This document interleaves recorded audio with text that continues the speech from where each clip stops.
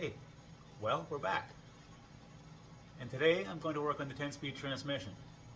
Let's see if I can take it apart and lay it out for you, and we can look inside at the modern marvels of the Ford 10R80.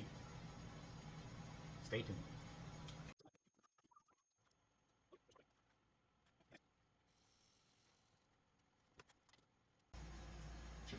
All right, let's get this pan off.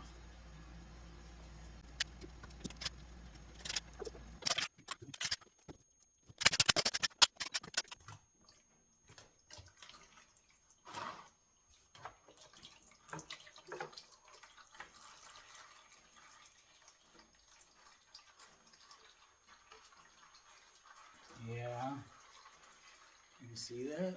It's been working pretty hard. I've got enough color in there that, yeah.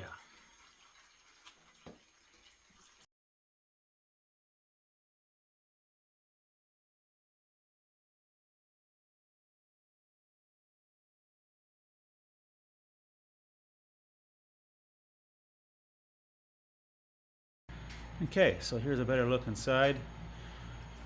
Under the valve body, you can see the shifter shaft come through, but on these 10Rs, there's actually no physical connection from the shifter shaft lever to the valve body. It's all electronic.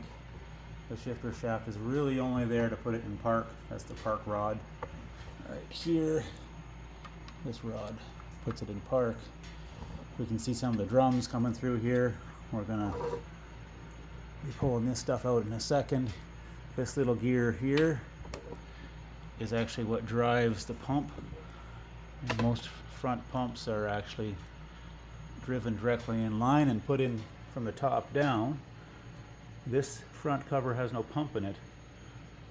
I guess the gear train was so long they had to put the pump off to the side. So yeah, that's layer one. And then on to what we pulled out here, you can see the valve body, all the solenoids on the back, and then that's the pump that I unhooked with the little gear in the front of it that drives all the hydraulic fluid for the transmission. So far, nothing surprising, just the regular dust from a transmission working hard. Next step.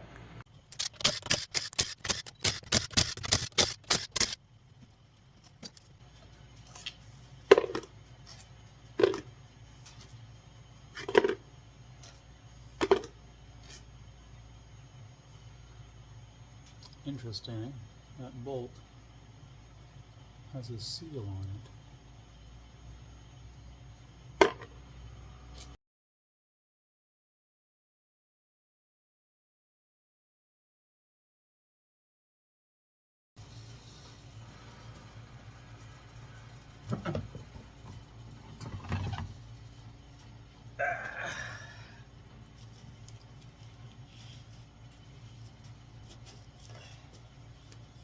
Okay.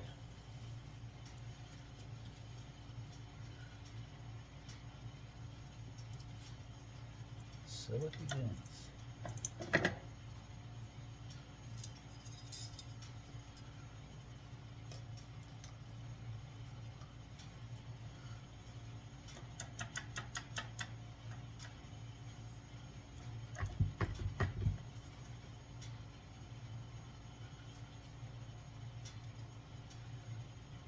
Wave washer.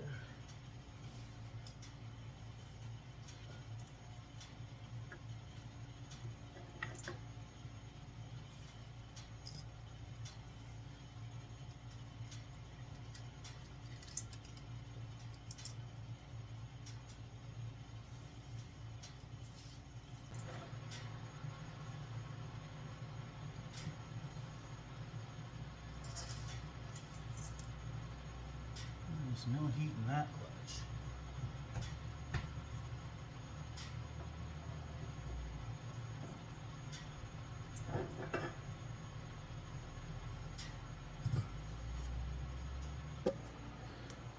Can't come out yet. Got a speed sensor in there. Speed sensor. Speed sensor. see if we can get this thing out of here.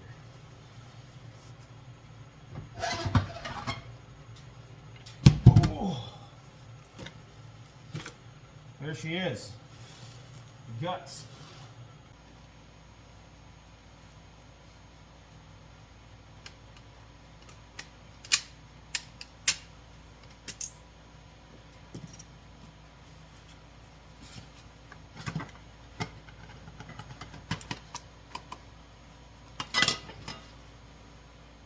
Whole shell comes off. And where is the thrust bearing? Oh, it's stuck on the back there. Let's see, is that thrust bearing loose? Yes, it is, but we're going to leave it there. Just know that it's there. Basically, with automatics,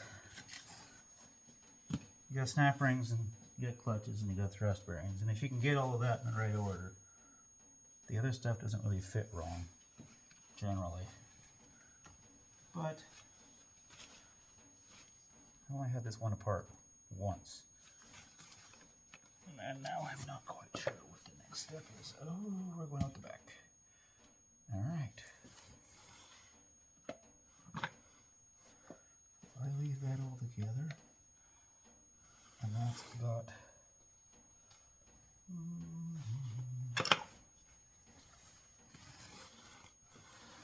gear train in it.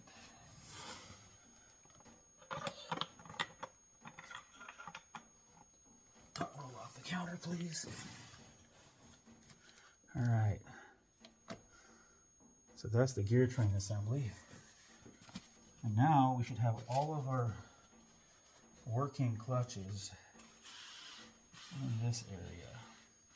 We've pulled apart only one clutch set so far, and there's no heat. I'm not even breaking a sweat. So that front set, I don't think does a lot of work. Or if it does, it's so big, it don't care.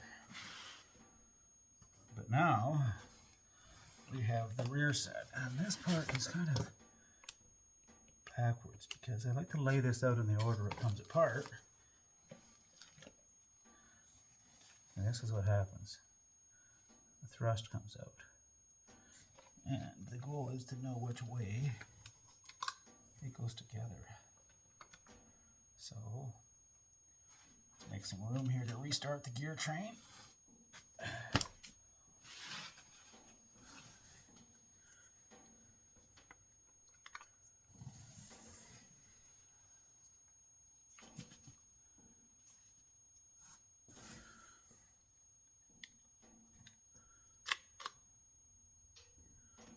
Watch this fall apart, but we're going to do it in the right order. Yep, that's the right direction.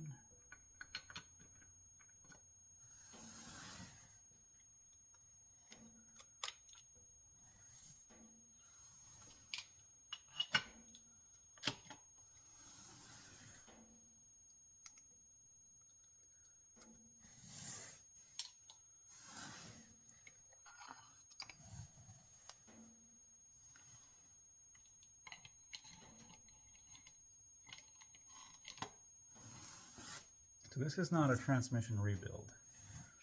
This is simply go in and see what's worn out and replace it. It wasn't making any bad noises or anything. It's just been overworked a little bit.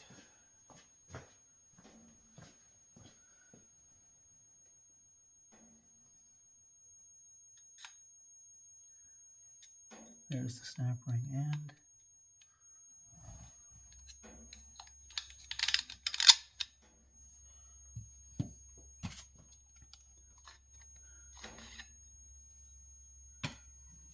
Here's our next view of the clutch set.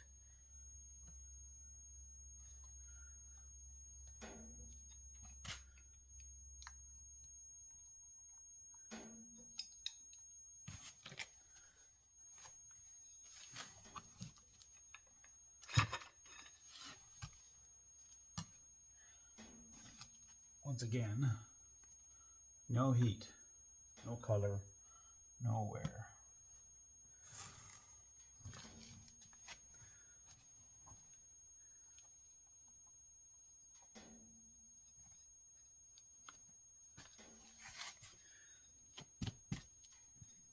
don't see any more disassembly points from that side. So now we have 1, 2. We have a layered snap ring effect here, which is going to be a little interesting. We have a small clutch here. I bet you the burn clutch is this clutch.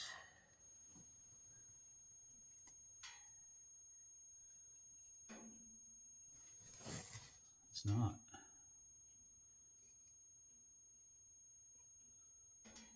No sign of heat. There's still machine marks on some of the frictions.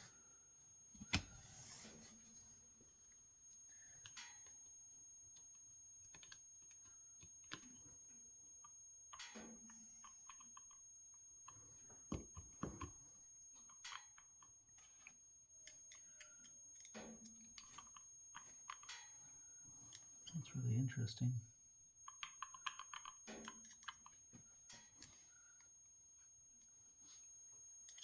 I believe this was the snap ring I had to chase quite a bit last time. It wants a little something special.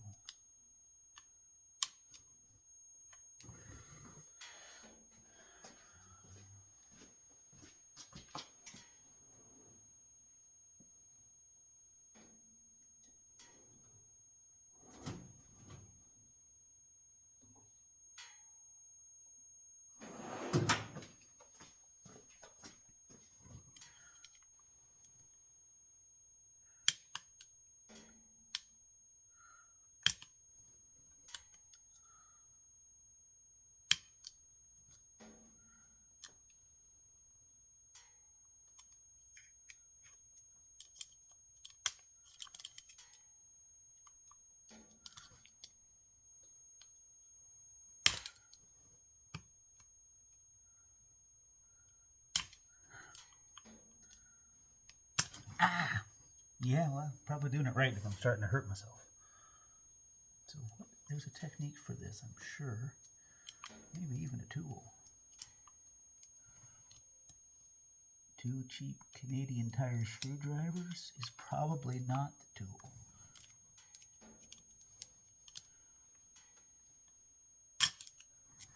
Alright.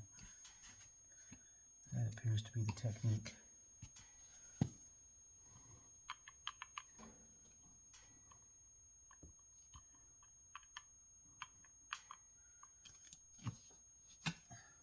It's interesting that other snap ring is blocked in by this snap ring. Just a crazy stack. It's like not gonna leave without permission, that's for sure.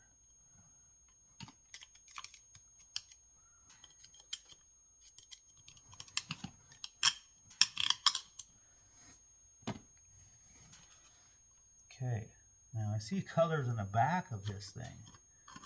That's interesting. What do you think? Is that machining colors? No, that clutch has been working hard. Yep. You can see the color right through the back. So this is probably why we are here today. These guys aren't too cooked, but they aren't too happy. That piece of steel has all the indicators of doing hard work. So I would say this clutch is the clutch that's been causing my issues.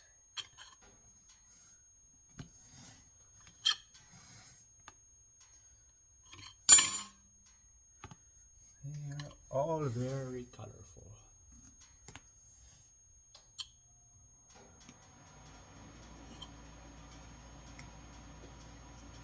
Look at the heat penetration on that one. That one's done some work. Alright, well, we know why we're here. Our suspicions are confirmed. That was still shifting. That was still shifting. That was just shifting slow. I could have left it in there. Been trying to race in Montana with my transmission slipping. Let's try to take care of the things we can in the middle of winter. Otherwise, the racing in the middle of summer is no fun. Alright, so that is the teardown of the 10R80. We found the clutches that we don't like. Definitely that clutch pack took a bunch of heat. So we need to replace those clutches. I've ordered a clutch kit. I have too many clutches, but I probably won't even use the other ones. I also ordered a different valve body for this vehicle. It's supposed to have, well, Suncoast Stage 4 it's called, so basically it has higher line pressures and some other things. And it also comes with a pump that's supposed to have higher output as well. Basically we need to use more hydraulic force to clamp this clutch. More importantly, bigger passages to apply the hydraulic force quicker on the gear change. The pressure needs to ramp up faster. If you have a lot more horsepower, you have to finish the shift with more authority, otherwise things slip and make a ton of heat. But otherwise, that's a pretty good start to the day. And if you've ever seen inside of a 10-speed before, I would never, like I said, the engine thing, don't use this as a build video. This is just me figuring out how to get it done. There's lots of guys that have done a better 10R80 build on YouTube and have someone taking pictures the whole time. But overall, that's a good day. Still waiting for some parts on the engine side. I think we're just waiting for valve springs now for the engine. This is the torque converter that came out. That's the back side. I showed the front side the other day. It's a lovely little flying saucer. And the parts pile that's come in so far for the engine. I have my various gaskets and bolts and new ARP studs. I've got some Cometic head gaskets. Hopefully they hold a little better than the last round, but not extremely confident there. That's the parts for the 88. That's the parts for the 19. This is the guts of the 19 all over the floor. That's the 88 short block waiting for its turn. The 19 had a very interesting intercooler system that I tried. It used the air conditioning system. So essentially this little heat exchanger here had refrigerant coming in and out. This is a sandwich style exchanger block. It's got lots of layers and it runs the fluids beside each other but not touching each other. And I had all these air conditioning lines with T's and stuff in them to allow the air conditioning system to put refrigerant through this block. I pumped coolant through this block, and then that block put out cold fluid, and it went into the intake exchanger. So this piece here, the airflow went in and out. This is insulated to try to keep it colder. Cold water in, cold water out. That was just a reservoir as well. And that's a pump down there. And that is how that worked. And it actually could produce some pretty cold temps, but it couldn't recover very fast, and it didn't have enough water storage to be able to keep temps down for the whole pass. So I'd start off the pass with pretty good air temps. By the time I got to the end of the track, temps were in the 150 Fahrenheit range on an 80-degree day, and that isn't quite good enough. So if it barely works better, and probably worse than an air-to-air setup, I'm going to try just a basic, cheap air-to-air and see what it does. So the thing about an air-to-air intercooler is it's able to do better at the end of the track than the beginning of the track in drag racing. So you get a bit of heat soak in the beginning, but as you get the airflow up, it starts to work better and better, which was the opposite effect of my air conditioning system, which was about storing cold fluid, and it would use up the cold fluid as the pass went on. But I need colder air at the end of the track than the beginning of the track, because detonation's a bigger problem as you get into the higher gears. So yeah, that's about all the interesting stuff today. Here's another weird thing. This is a oil return pump. So that is an electric pump that pumps the oil back from the turbos, because the turbos on these, of course, are too low to gravity drain back into the oil pan. So I'm collecting them together. This actually works pretty good. I'm collecting them together. I use this big tube diameter as a bit of a reservoir to get some foam out of it. And then we're sucking the fluid right there. Not a very good look. Can you see that? And that seems to work out pretty well. One of the key things to making these turbos not smoke was this fella right there. That's a 40 psi oil pressure regulator on the feed to the turbocharger. So the oil that runs into the turbo in here can be too much, basically. The Coyote engine is known to make over 100 psi oil pressure when things are happy, and that floods the turbo. So we use that system to regulate the pressure and not flood the turbo. I've done low mount and rear mount turbos for years, kind of found out all the ways not to do it, but that little regulator, it's a good thing. Anyways, it's enough of me yattering on. You all have a good day. See you on the next update.